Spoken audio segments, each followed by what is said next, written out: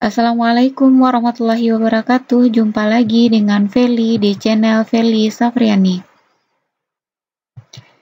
Baiklah Bapak Ibu, kali ini kita akan lanjut bahas soal P3K materi IPA PGSD dari FR pada ujian tahap 1 kemarin. Jadi ini adalah untuk persiapan tes tahap kedua. Semoga untuk tahap kedua ini Bapak Ibu beruntung dan bisa lulus P3K tahun ini. Amin amin ya robbal alamin. Kita bahas mulai dari yang pertama. Perhatikan gambar berikut. Saat mobil yang kita tumpangi direm mendadak, maka kita akan terdorong ke depan. Pernyataan yang tepat sesuai ilustrasi di atas adalah A. Setiap benda akan mempertahankan keadaan diam atau bergerak lurus beraturan kecuali ada resultan gaya yang bekerja untuk mengubah arahnya. B. Percepatan suatu benda sebanding dengan jumlah gaya yang bekerja untuk mengubah arahnya. C. Terdapat gaya aksi dan reaksi yang bekerja pada kedua benda tersebut. D. Gaya yang bekerja pada satu benda berbanding terbalik dengan massa. Jadi ini yang paling tepat jawabannya adalah A, sesuai dengan konsep hukum 1 Newton, bahwa setiap benda akan mempertahankan keadaan diamnya atau bergerak lurus beraturan kecuali ada resultan gaya yang bekerja untuk mengubah arahnya. Nah, ini adalah pembahasan tentang hukum Newton. Hukum Newton itu ada 3, hukum 1, 2, dan 3. Untuk hukum 1 Newton bunyinya, setiap benda akan mempertahankan keadaan diam atau bergerak lurus beraturan, kecuali ada gaya yang bekerja untuk mengubahnya. Hukum ini dikenal juga dengan hukum kelembaman atau inersia. Lalu hukum 2 Newton bunyinya, percepatan suatu benda sebanding dengan gaya dan berbanding terbalik dengan massa. Sesuai dengan rumusnya, A sama dengan F per M. Yang ketiga, hukum 3 Newton bunyinya adalah setiap aksi pasti selalu mendapatkan reaksi yang sama besar, namun arahnya berlawanan. Jadi, F aksi sama dengan F reaksi atau gaya aksi sama dengan gaya reaksi. Soal kedua, perhatikan pernyataan berikut. 1. Orang yang menarik ketapel dengan kuat, 2 orang yang terjun payung, 3 orang yang mendorong kendaraan rusak, 4 buah yang jatuh dari pohonnya. Pernyataan di atas yang sesuai dengan hukum 2 Newton adalah A 2, 3, dan 4, B 2 dan 4, C 1, 3, dan 4, D 1 dan 3. Jadi yang benar ini adalah 2 dan 4, orang yang terjun payung dan buah yang jatuh dari pohonnya. Mari kita lihat pembahasannya. Penerapan hukum Newton. Yang pertama, penerapan hukum 1 Newton. Saat naik mobil yang melaju kencang lalu direm mendadak, maka penumpang akan otomatis terdorong ke depan. 2. Ketika mobil berjalan pelan lalu digas mendadak, maka penumpang di dalamnya akan terdorong ke belakang. Penerapan hukum 2 Newton. Pada saat melempar bola secara vertikal ke atas, awalnya bola akan melaju konstan ke atas, lalu melambat dan berhenti akibat adanya gaya gravitasi. Bola selanjutnya akan jatuh ke bumi dengan kecepatan dari massa bola ditambah dengan gaya gravitasi yang mempercepatnya. Kemudian penerapan hukum 3 Newton, ketika kita menembak senapan mendorong peluru ke depan, peluru pun mendorong senapan ke belakang. Kemudian yang kedua, ketika mendayung perahu, pada waktu mengayunkan dayung, pendayung mendorong air ke belakang. Ini merupakan aksi dan air akan memberikan gaya reaksi sehingga perahu terdorong ke depan. Soal ketiga, perhatikan pernyataan berikut. 1. Saat kita menarik taplak meja dengan cepat, padahal ada gelas di atasnya, gelas tersebut tidak jatuh. 2. Pelari menolak papan start ke belakang, papan start mendorong pelari ke depan sehingga pelari dapat melaju ke depan. 3. Seorang memakai sepatu roda dan berdiri menghadap tembok. Jika orang tersebut mendorong tembok, maka tembok akan mendorongnya dengan arah berlawanan.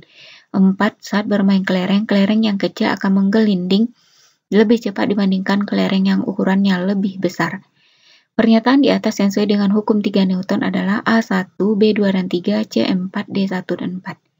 Jadi yang termasuk hukum 3 Newton itu adalah 2 dan 3, yaitu ada F aksi dan reaksi. Yang nomor 1, saat kita menarik taplak meja dengan cepat padahal ada gelas di atasnya, gelas tersebut tidak jatuh, ini adalah hukum 1 Newton. Dan yang keempat, itu adalah penerapan hukum 2 Newton.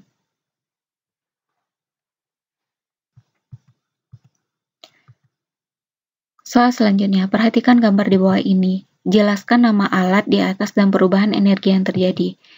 A. Kincir angin mengubah energi angin menjadi energi listrik. B. Panel surya mengubah energi matahari menjadi energi listrik. C. Generator listrik mengubah energi kinetik air menjadi energi listrik. D. Panel surya mengubah energi kinetik menjadi energi listrik. Jadi jawabannya ini adalah B.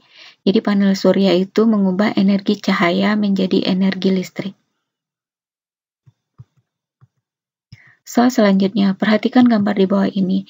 Gaya yang terjadi seperti pada gambar di atas adalah A. Gaya gesek dan gaya gravitasi, B. Gaya pegas dan gaya magnet, C. Gaya otot dan gaya pegas, D. Gaya gesek dan gaya pegas. Jadi jawabannya adalah gaya otot dan gaya pegas. Mari kita lihat, gaya otot itu adalah gaya yang dimiliki oleh makhluk hidup yang berotot, contohnya manusia dengan hewan. Yang kedua, gaya pegas adalah gaya yang dimiliki oleh benda yang elastis. Jadi di sana busur panah itu termasuk contoh dari benda yang bersifat elastis. Kemudian gaya gesek itu adalah gaya yang muncul akibat sentuhan langsung dua permukaan yang bersentuhan. Jadi pada gambar di atas yang bekerja itu adalah gaya otot, yaitu otot lengan, kemudian gaya pegas dari busur panah. Perbedaan gaung dan gema terletak pada A. Amplitudo dan frekuensi, B. Jarak sumber bunyi dan dinding pantul, C. Nada dan frekuensi, D. Panjang gelombang dan frekuensi. Jadi bunyi pantul, ada gaung dan gema. Perbedaan keduanya adalah yang pertama datangnya bunyi. Kalau gaung hampir bersamaan dengan bunyi asli, sehingga terdengar tidak jelas. Jadi bunyinya itu akan berdempetan dengan bunyi asli. Kalau gema tepat setelah bunyi asli sehingga terdengar jelas. Jarak sumber suara dengan penghalang. Kalau untuk gaung yaitu dekat misalnya di gedung bioskop. Kalau gema itu jauh misalnya antara sumber bunyi dengan tebing pegunungan. Jadi yang membedakan antara gaung dengan gema yaitu terletak pada jarak sumber bunyi dan dinding pantul. Soal selanjutnya. Pada saat turun hujan, Lana melihat kilat di jendela. Beberapa detik kemudian dia baru mendengar petir. Mengapa hal tersebut bisa terjadi? A. Jarak petir ke pengamat lebih jauh daripada jarak kilat. B. Jarak petir ke pengamat lebih dekat daripada jarak kilat. C. Kecepatan petir lebih besar dari kecepatan kilat. D. Kecepatan kilat lebih besar dari kecepatan petir. Jadi jawabannya ini adalah kecepatan kilat lebih besar dari kecepatan petir. Mari kita bahas. Petir itu termasuk contoh dari bunyi. Cepat rambatnya di udara yaitu 340 meter per sekon. Sedangkan kilat itu termasuk cahaya, kecepatan rambatnya di udara yaitu 300 juta meter per sekon. Sebenarnya petir dan kilat itu muncul bersamaan, namun karena kecepatan rambat kilat jauh lebih besar daripada petir, maka kilat akan terlihat lebih dahulu, baru disusul oleh petir. Soal selanjutnya, berikut ini adalah sifat-sifat cahaya. 1. Sedotan yang tercelup ke air sebagian akan tampak bengkok. 2. Berlian yang tampak berkilau. 3. Penggunaan teropong untuk melihat benda langit. 4. Dasar kolam yang tampak dangkal. 5. Penggunaan spion motor untuk melihat objek di belakang kendaraan. Pernyataan di atas yang menerapkan prinsip pembiasan cahaya adalah A. 1, 2, dan 4, B. 3, 4, dan 5, C. 1, 2, dan 3, D. 1, 3, dan 5. Jadi jawabannya adalah 1, 2, dan 4.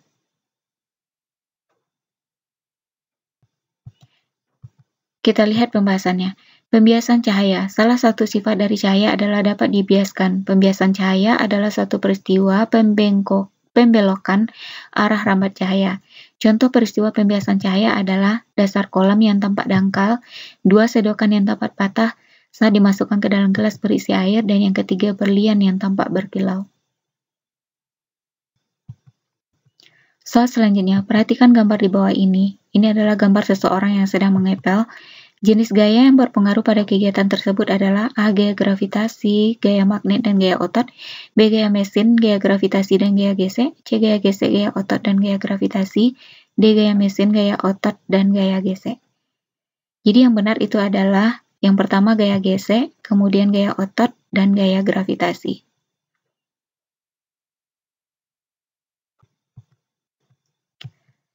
Soal terakhir, perhatikan gambar di bawah ini. Mengapa roll plastik dan sisa plastik dapat menarik sobekan kertas? Jadi ini jawabannya adalah karena saat plastik digosok dengan kain wol atau dengan rambut kering, akan terjadi perpindahan elektron dari kain wol atau rambut kering ke plastik, sehingga plastik akan bermuatan negatif karena sudah kelebihan elektron. Akibatnya, dia dapat menarik sobekan kertas kecil yang bermuatan positif. Demikianlah Bapak Ibu pembahasan soal kita pada pertemuan kali ini. Semoga video ini bermanfaat. Bagi Bapak Ibu yang belum subscribe, jangan lupa untuk subscribe dan share.